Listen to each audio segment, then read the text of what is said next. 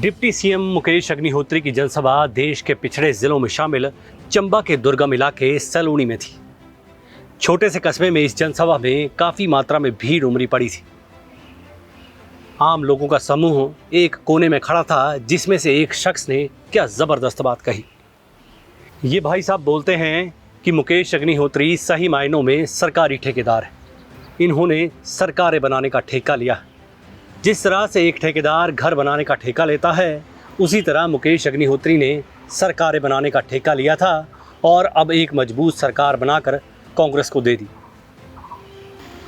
नहीं तो इससे पहले ये पॉलिटिकल टेंडर ए क्लास के पॉलिटिकल ठेकेदार स्वर्गीय वीरभद्र सिंह के हाथों में हुआ करता था। लेकिन वीरभद्र सिंह के स्वर्गवास के बाद ये जिम्मा मुकेश अग्निहोत्री के पास आ गया और अब मुकेश अग्निहोत्री ने भाजपा की जड़ें 5 साल तक खोदी और कांग्रेस की नींव पक्की करके कांग्रेस को सत्ता में बिठा दिया।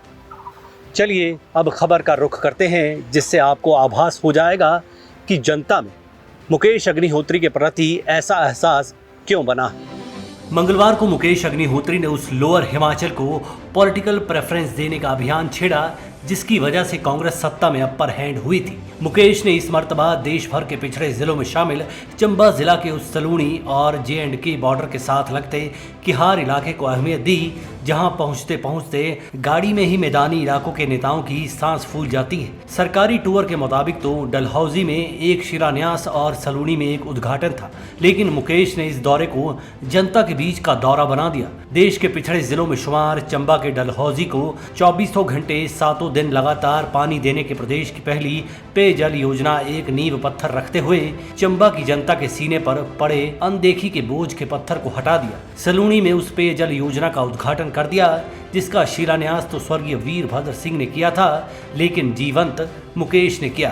खैर, बड़ी खबर ये भी है कि मुकेश ने उस जिला चंबा को भी कांग्रेस के लिए मजबूत किया, जिस जिले से बीते विधानसभा चुनाव में कांग्रेस को 5 सीटों में से सिर्फ 2 सीटें मिली थी। डलहौजी में चुनाव हारी आशा कुमारी को फिर से सियासी संजीवनी दे दी। आशा के पास उम्मीदें पूरी होने की आस में आई भीड़ को खूब वक्त और राहतें भी दी। जाहिर सी बात है कि जल्द ही लोकसभा के चुनाव भी आने वाले हैं। भविष्य में होने वाले इन चुनावों के साथ कांग्रेसियों के एकमात्र सियासी कुल देवताओं के मुखिया राहुल गांधी और प्रियंका गांधी का भविष्य भी जुड़ा हुआ है। बड़ी बात यह भी है कि बीते लोकसभा चुनाव में भाजपा प्रत्याशी रहे किशन कपूर को राष्ट्रीय स्तर पर सबसे अधिक मत प्रतिशत से जीतने का रिकॉर्ड कायम रखने का मौका कांगड़ा चंबा संसदीय क्षेत्र के वोटर ने ही दिया था।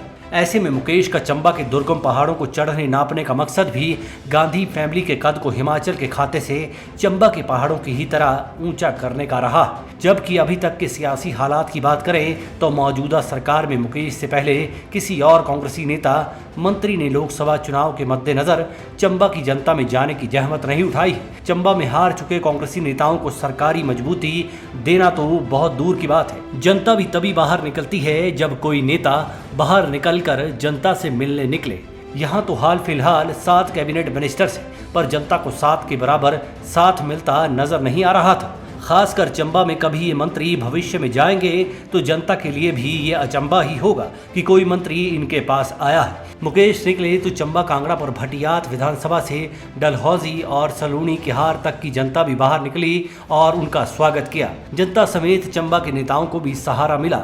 नहीं तो सियासी सहरा यानी रेगिस्तान बना चंबा तो सियासी पानी की एक बूंद के लिए तो तरसता आ ही रहा है।